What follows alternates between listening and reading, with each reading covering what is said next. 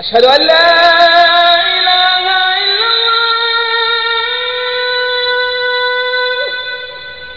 أشهد أن لا إله إلا الله.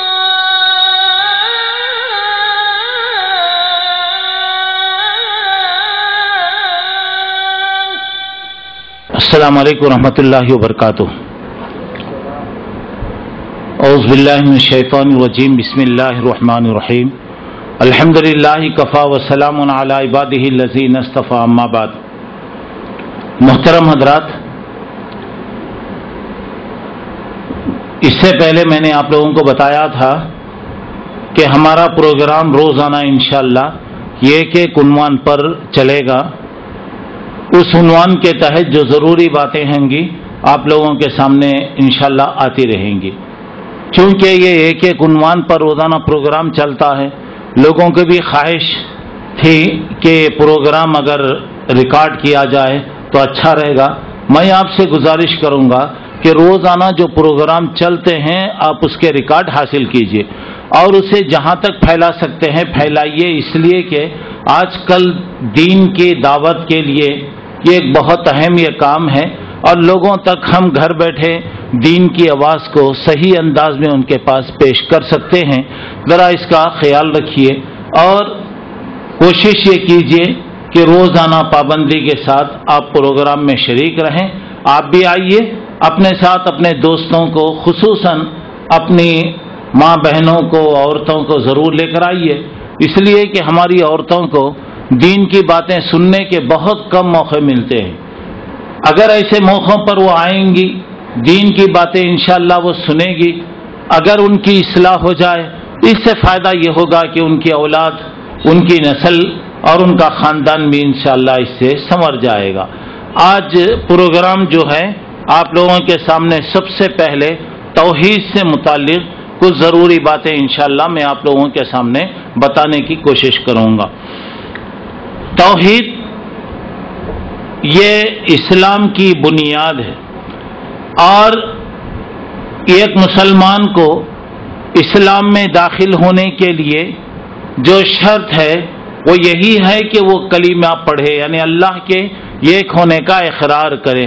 اشہد ان لا الہ الا اللہ جو پڑھا جاتا ہے اس میں یہ بات بتائی جاتی ہے کہ میں گواہی دیتا ہوں کہ اللہ کے علاوہ کوئی معبود نہیں ہے، اللہ ہی ایک معبود برحق ہے اور حضرت محمد صلی اللہ علیہ وسلم اللہ کے بندے ہیں اور اللہ کے رسول ہیں. تو گویا اسلام میں داخل ہونے کے لیے گویا اللہ کے ایک ہونے کا اقرار کرنا ضروری ہے. توحید سب سے پہلا فریضہ ہے جس کا اقرار کرنا، دل و جان سے اس کو قبول کرنا ہر مسلمان پر ضروری ہے. توحید ہی وہ چیز ہے اگر اس کو قبول کر لیا گیا اور اس کے تقاضوں کو پورا کیا گیا اور اسی حالت میں آدمی کی اگر موت آ جائے تو اللہ تعالیٰ اس کو جنت میں داخل کریں گے. ایسے آدمی کے لیے اللہ دوزخ کی آگ کو حرام کر دیتا ہے. اگر کوئی آدمی اللہ کے ایک ہونے کا اقرار نہ کرے تو گویا وہ جنت سے محروم ہوگا، دوزخ کے اندر وہ جائے گا. اور توحید کے بارے میں یہ ہے کہ توحید کا معنی یہ ہے کہ اللہ تعالیٰ اس کائنات کا خالق ہے، مالک ہے، رازق ہے، پروردگار ہے. اللہ نے سب کو پیدا کیا ہے اور اللہ تعالیٰ تمام کو روزی دیتا ہے اور ہر قسم کی عبادت اسی کے لیے کرنا چاہیے. اللہ تعالیٰ کے کچھ نام ہیں، اللہ کی کچھ صفتیں ہیں، اللہ کے ناموں کو ماننا، اس کی صفتوں کو ماننا ضروری ہے. اور کلمہ توحید وہ کلمہ ہے جس کی طرف اللہ تمام نبیوں کو دعوت دیا. جتنے بھی پیغمبر آئے وہ تمام کے تمام پیغمبر ایک ہی چیز کی دنیا میں دعوت دیے. کیا دعوت دی؟ ان کی دعوت کیا تھی کہ الہکم الہ واحد لا الہ الا هو الرحمن الرحیم، تمہارا پروردگار ایک ہے اور اس کا کوئی شریک نہیں ہے، اور وہ رحمان ہے، رحیم ہے، اور وہ سچا پروردگار۔ اور یہاں پہ جتنے بھی پیغمبر اس سے پہلے آئے، تمام کے تمام پیغمبر توحید کی طرف دعوت دیے۔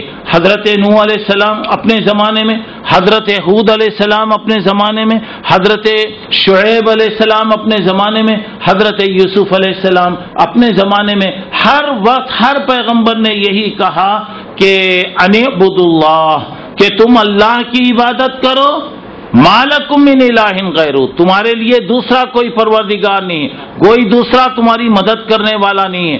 نبی کریم صلی اللہ علیہ وسلم نے بھی یہی بتایا۔ اللہ تعالیٰ نے فرمایا وما ارسلنا من قبلک من رسول الا نوحی الیہ، آپ سے پہلے جتنے بھی پیغمبروں کو ہم بھیجے وہ تمام کے تمام پیغمبر یہی کہے کہ انہ لا الہ، اللہ ایک ہے، اور اس کے بعد اللہ لا الہ الا انا فاعبدون، کہ اللہ تعالیٰ ایک ہے، انہ لا الہ، کہ وہ اکیلا ہے، ایک ہے، اور تم میری عبادت کرو۔ اللہ تعالیٰ کی عبادت اور بندگی کی طرف دعوت دیے، طریقہ الگ الگ، یعنی توحید کی دعوت ایک تھی، نماز کا طریقہ اور دوسری چیزیں وہ شریعت میں اللہ تعالیٰ ان کو الگ الگ چیزوں کا حکم دیا۔ اچھا چلیے، توحید یہ اسلام کی بنیاد ہے، اور ایک دین کا کام کرنے والے کا فرض ہے کہ سب سے پہلے اللہ کے ایک ہونے کی دعوت دے، سب سے پہلے۔ اب لوگ کیا کرتے ہیں، اصل چیز کی دعوت نہیں دیتے لوگ یہ کہتے ہیں کہ بھائی نماز پڑھو، ٹھیک ہے بھائی نماز پڑھیں گے، کیا پڑھنا، کیسے پڑھیں گے، نماز سے پہلے کیا ہے؟ اب لوگ کہتے ہیں نہیں، اگر توحید کی طرف بلائیں گے تو لوگ نہیں آتے۔ اصل بنیاد ہے، بلڈنگ بنانے سے پہلے فاؤنڈیشن ڈالنا پڑتا، فاؤنڈیشن ڈالے تو بلڈنگ بنتی، فاؤنڈیشن میں اتنا پیسہ جاتا، معلوم کیا کوئی بلڈنگ بنانا بولے تو زمین میں پیسہ، زمین کھا جاتی پیسہ، بلڈنگ کا جتنا اسٹیمیٹ رہے گا تقریباً آدھا پیسہ زمین کھا لیتی۔ اگر کوئی آدمی دیکھے کہ اتنا پیسہ زمین میں چلے آتا نا، بیکارش نہ ہو رہا بول کے بولے تو کوئی انجینئر بھی وہ نہیں کرے گا، کوئی بنانے والا۔ سب سے پہلی چیز ہے کہ فاؤنڈیشن، بنیاد آپ کی جتنی مضبوط رہے گی، بلڈنگ آپ اتنا اوپر بناتے جائیے، کوئی آپ کے لیے مسئلہ نہیں رہے گا۔ بغیر اس کے آپ بلڈنگ بنائیں گے تو کسی بھی منٹ میں وہ بلڈنگ نیچے گر سکتی، رہنے والوں کے لیے بھی، لوگوں کے لیے بھی خطرہ۔ تو یہاں پر دیکھیے سب سے پہلے یہاں پہ بتایا قولوا لا الہ الا اللہ، تم یہ کہو کہ اللہ کے علاوہ کوئی سچا معبود نہیں ہے۔ دیکھو بھائی، خدا بہت ہو سکتے، معبود دنیا میں بہت ہو سکتے، لیکن معبود برحق سچا خدا جو ہے وہ ایک ہی ہے۔ اور یہاں پہ اللہ کے نبی نے یہی بتایا کہ آپ یا قولوا لا الہ الا اللہ تفلحوا، تم اللہ کو ایک ہے، اللہ ایک ہے، اکیلا ہے، یہ تم اقرار کرو، تم کیا ہو جائیں گے، کامیاب ہو جائیں گے، اللہ تم کو کامیاب کرے گا۔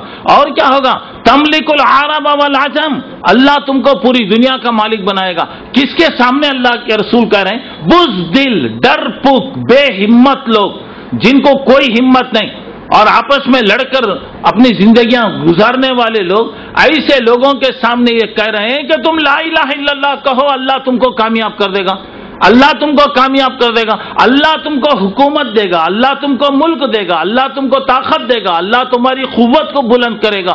اور آپ کو معلوم ہے کہ جب ان لوگوں نے دل کے ساتھ لا الہ الا اللہ کا اقرار کیا، اللہ کے ایک ہونے کا اقرار کیا، تو انہی لوگوں نے پوری دنیا پر حکومت کیا، پوری دنیا پر ایسی وہ لوگ حکومت کیے جس کی مثال دنیا میں نظر نہیں آتی۔ تو یہاں پہ یہ بات یہ بتائی جا رہی ہے کہ اللہ کو ایک مانے، اور اسی کا نام ہے گویا توحید۔ حضرت یوسف علیہ السلام نے جیل کے ساتھیوں سے کہا یا صاحب السجن ارباب متفرقون خیر ام اللہ الواحد القہار، اے میرے جیل کے دوستو، کیا الگ الگ خدا بہتر ہیں یا ایک ایسا اللہ جو طاقت رکھنے والا، قوت رکھنے والا، جو چاہے کرنے والا، جہاں چاہے کرنے والا، جس طریقے سے چاہے کرنے والا، وہ خدا پاورفل خدا بہتر ہے، یا الگ الگ جو خدا ہیں جو کچھ نہیں کر سکتے یہ بہتر ہیں۔ حضرت یوسف نے کہا ان ہی الا اسماء سمیتموها انتم وآباؤکم، یہ سب کیا ہے جی، تمہارے باوا دادا نام رکھ ڈالے، یہ خدا فلاں کا خدا، اس کا خدا، اس کا خدا، اللہ تعالیٰ نے اس کے بارے میں کوئی کتاب نہیں نازل کیا۔ تو اب یہاں پہ جو بات اب بتائی جا رہی دیکھیے، صحیح عقیدہ اسلام کی یہ بنیاد ہے، اگر یہ بنیاد اگر صحیح رہے گی، آپ کی نماز قبول، روزہ قبول، زکوٰۃ قبول، تلاوت قبول، حج قبول، روز ساری چیزیں قبول۔ اگر اللہ کو ایک نہیں مان رہے ہیں اور وہ عقیدہ اگر دل کے اندر نہیں ہے تو ساری عبادتیں آپ کی بیکار ہو گئی۔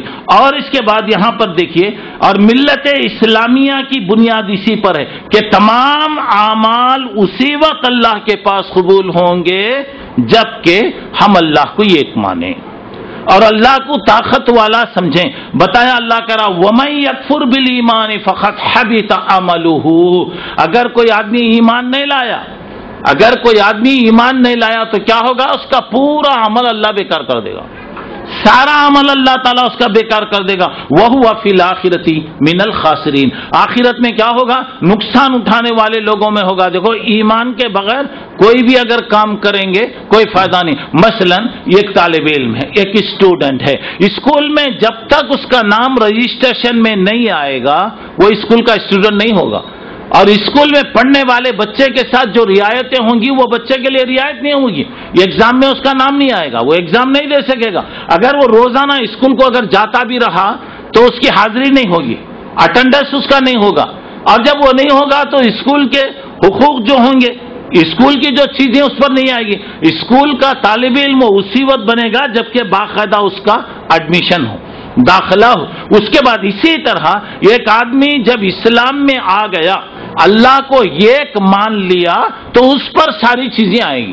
اگر کوئی آدمی اللہ کو ایک نہیں مانا، اللہ پر وہ ایمان نہیں لایا، وہ جتنے بھی کام کرے گا وہ سارے کام اس کے بیکار ہو جائیں گے۔ اچھا چلیے اس کے بعد آئیے اللہ پر ایمان لانا۔ کل آمن باللہ وملائکتہ وکتبہ ورسلہ لا نفرق بین احد من رسلہ، آپ تمام کے تمام اللہ پر ایمان لائے، اللہ کے فرشتوں پر ایمان لائے، اللہ کی کتابوں پر ایمان لائے، اور ہم تمام رسولوں پر ایمان لائے۔ دیکھیے ہر رسول پر ایمان لانا کہ وہ اللہ کے رسول تھے، مگر ان کی پوری تعلیمات ہمارے پاس وہ نہیں۔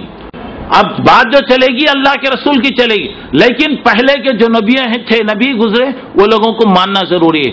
اللہ کے فرشتے ہیں، فرشتوں پر ایمان لانا ہے، اللہ تعالیٰ فرشتوں کو بنایا ہے جو اللہ کی عبادت کے لیے لگے ہیں، اور اللہ تعالیٰ جو حکم دیتا ہے اس کے حکم کو وہ پورا کرتے ہیں۔ دنیا میں جیسے اللہ ہم کو بھیجا، ایک دن آخرت کا آنے والا ہے، اللہ تعالیٰ کے پاس ہم کو جانا ہے، اور اللہ تعالیٰ نے اچھے اور برے کو پیدا کر دیا، قسمت کو اللہ لکھ دیا، تقدیر کو اللہ تعالیٰ پیدا کر دیا۔ اب تقدیر وغیرہ کے بارے میں یہاں پر ایک دیکھیے بات کیا ہے، یعنی لوگ بولتے ہیں قسمت میں کیسا ہے کہ ویسا ہوتا۔ ٹھیک ہے، چائے مت پیو آپ لوگ، رکھ ڈالو، قسمت میں ہے تو ملتی، نہیں تو نہیں ملتی۔ دیکھیں گے اٹھا کے رکھو، اگر قسمت میں چائے ہے تو آگے گریں گے منہ میں، نہیں آئی تو چھوڑو، دیکھیں گے کوئی بھی نہیں چھوڑتا۔ دیکھو معلوم ہے نہیں آتی چائے، اس کے لیے کوشش کرنا ہے، کوشش کرنا، محنت کرنا، محنت کے بعد رزلٹ جو ہوتا ہے وہ ہمارے ہاتھ میں نہیں، اللہ کے ہاتھ میں۔